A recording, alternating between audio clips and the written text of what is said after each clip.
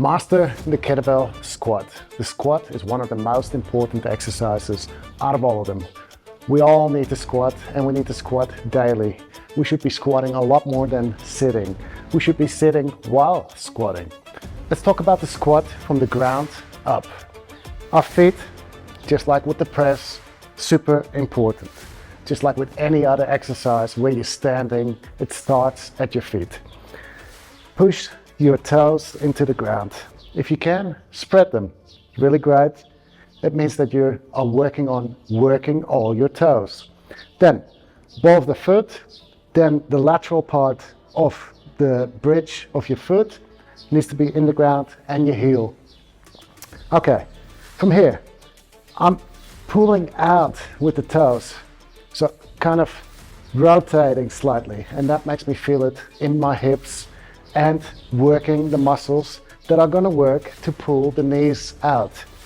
As I'm squatting down, I want to make sure that the joints remain aligned, which means ankle, knee, hip.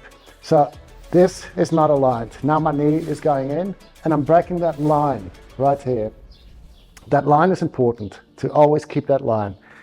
Always keep pulling out. So you always want to feel that pull, which is why screwing your feet outward helps with that. I break at 3 joints, the ankles, the knees, and the hips. And I pull myself down. I don't just fall down. Yes, if I just relax, I will fall down, but I'm going to pull myself down. My shoulders need to remain high.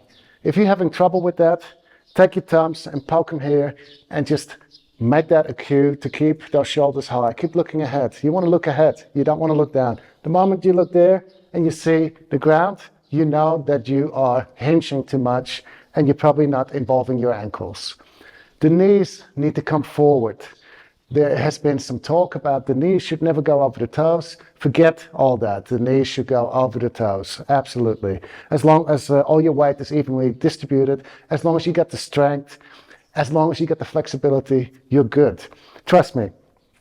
Okay. Forward with the knees, back with the hips, and down with the hips. Pulling out with the knees. Look ahead. Then, at the bottom, I don't sag into it. This is sagging and just sitting. Here, I could do things like read a book, and it's just to relax. But it's not for working out. I want to keep pressure on those feet and keep pulling out and keep pulling out the knees. Squeeze the glutes, pull the shoulders back. And then, as I come up, I want the shoulders to rise first. Now, this is another cue that will help again. Push those thumbs in there. And let those shoulders rise first. Fully upright. Always make sure that you stand fully upright. If you don't stand upright and you start loading, that means you're keeping tension on your muscles and you're going to fatigue your lower back probably. So extend, squeeze, relax, and go again. Now, if we're pausing at the bottom, StrongFirst teaches the following. At the bottom, pause, and we're coming back up. Then we give it a good grunt. But what we're really doing is making sure that we get tension on the inside again. So, breathing as I come down. In. And I don't want to hold my breath at the bottom. Breathe how you need to. I like to give it some good pushing the air out. Then when I'm ready, so tense everything on the inside, pull myself up. Then pushing the air out. So anytime I'm under tension, so if I got a body weight squat, really, I could just go. I don't need to create much tension on the inside, but what I'm working towards is explaining how to load it with kettlebells, and your spine is going to be under load, and how to protect your spine, and how to get most efficient with your squat. So just do it, even if you're without weight, and just practice, because that's where it starts, with practice. Okay, one more time. Now I like to bring my arms here as I go down, and as I come up, it's like I'm pushing myself away from the ground. I'm pulling myself towards the ground.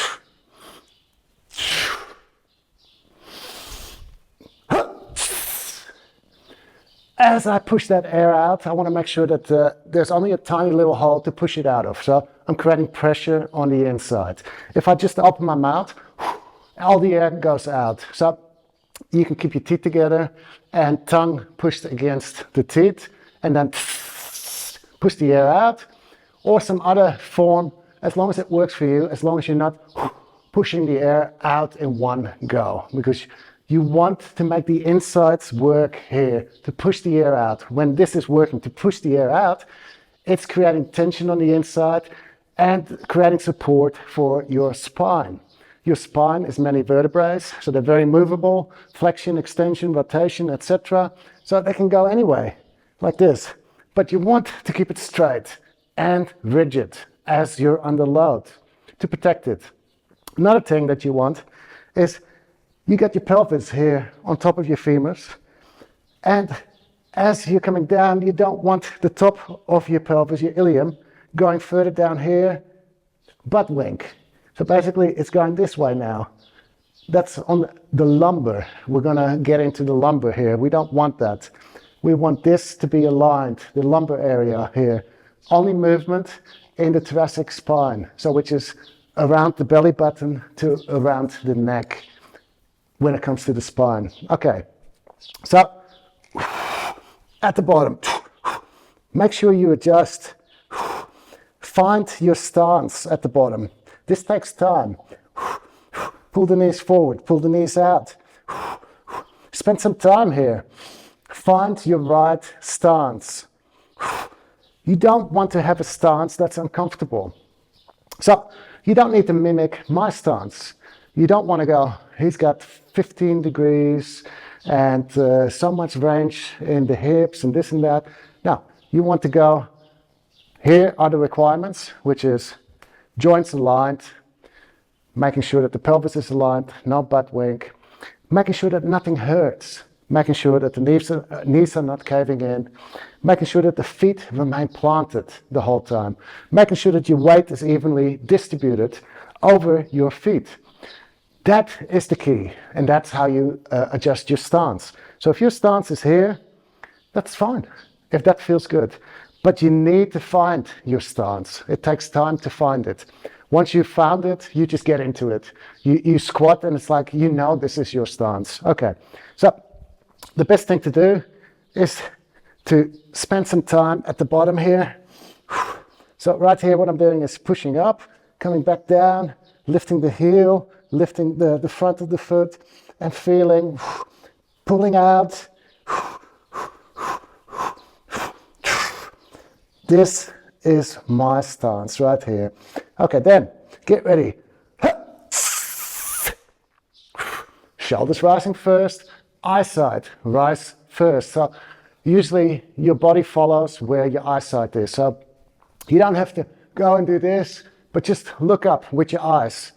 And then think shoulders. I want to feel my shoulders first. So that's your hips to bring the shoulders up first.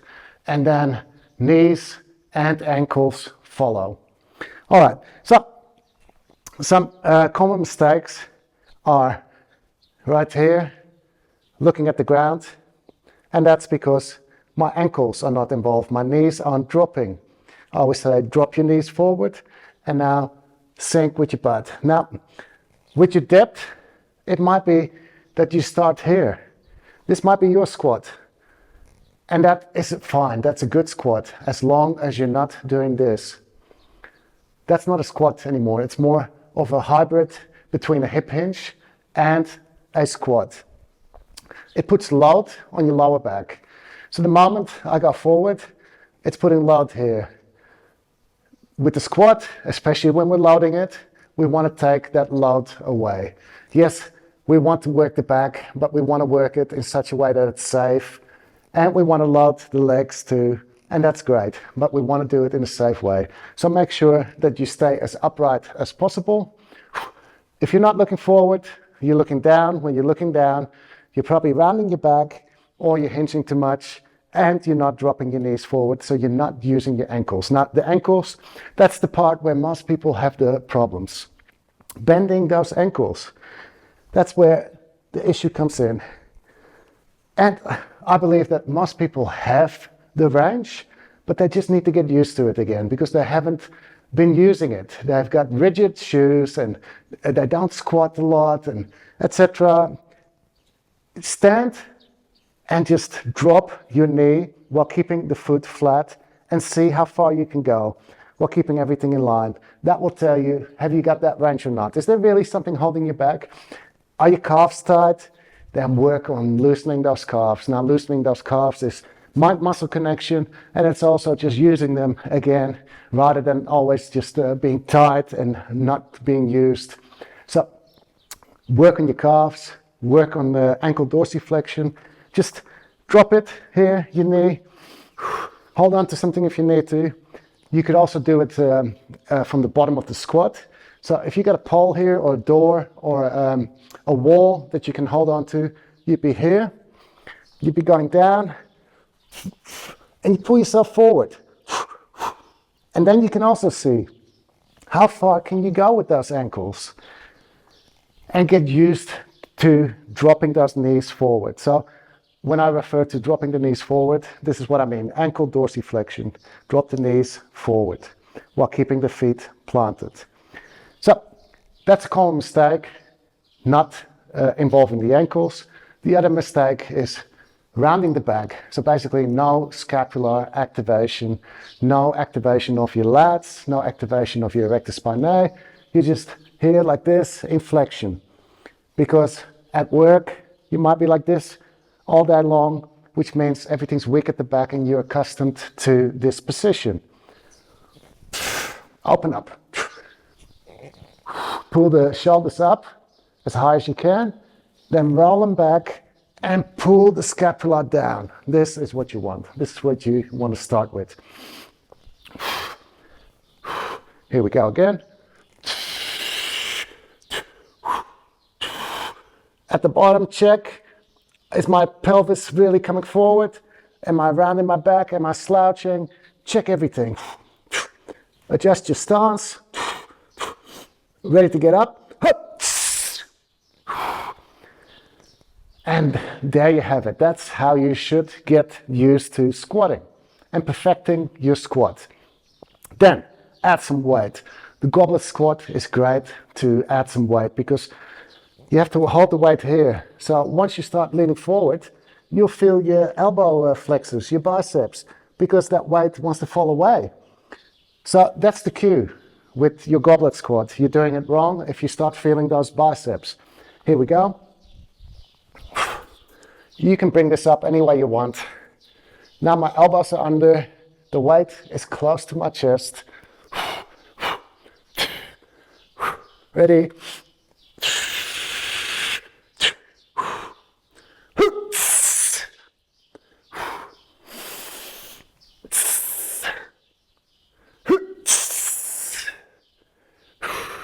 Okay, let's have a look at this.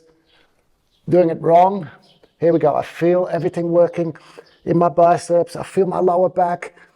Here I feel nothing. I feel nothing in the lower back. So once you start feeling it, you know you're doing it wrong. So the goblet squat is one squat variation. It's a great one to work with. You can also at the bottom, the prying goblet squat, which is like this. Elbow, elbow. And just work on your ankle mobility, finding your right position. Keep prying, opening those hips.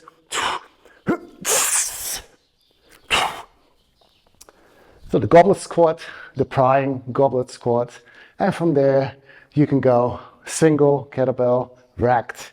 So good way to clean it, double arm, pull back, up, punch in, hold the other hand here. Of course the weight is on one side now.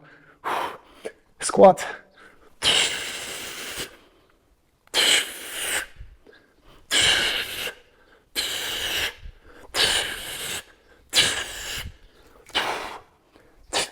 different breathing pattern there. I breathe out, going down, breathe out, going up. Whatever you do, make sure you create tension on the inside, otherwise it doesn't matter. Keep breathing, don't hold your breath. At no stage, hold your breath. Okay, single kettlebell squat, double kettlebell.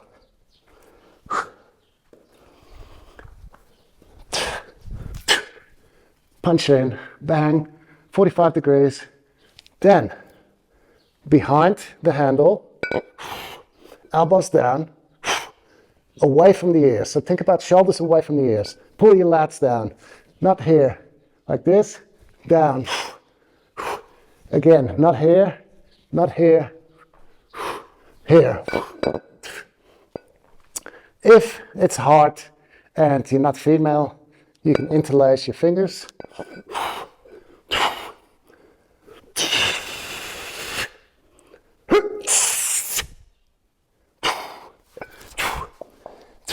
Show full control over everything that you do.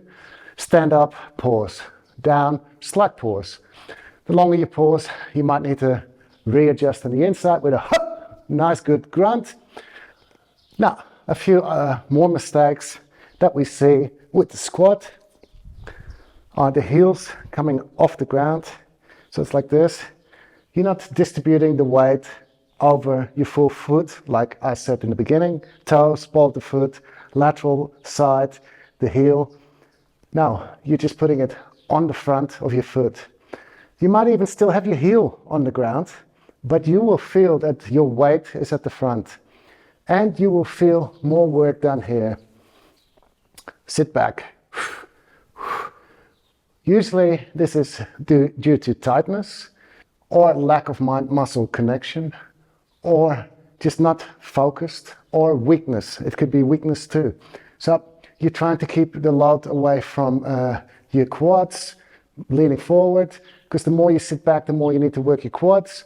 So work on strength, work on a different depth. So this might be your depth for this week or this month, but you are adhering to all the requirements. Feet flat, knees pulled out, shoulders high, back neutral, core engaged, etc. So this is your squat depth today and next week and next month. And then the month after, you go halfway and you go full lead down.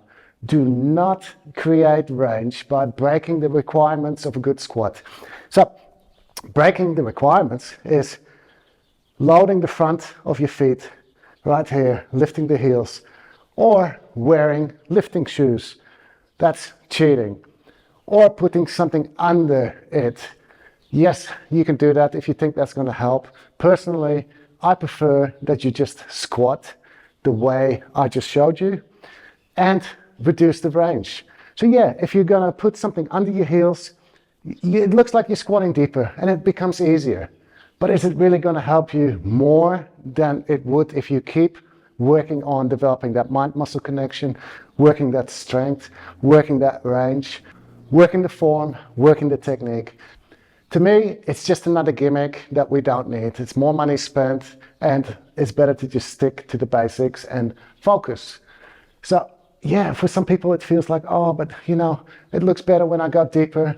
Just leave your ego at the door and focus on just doing it right from the get-go.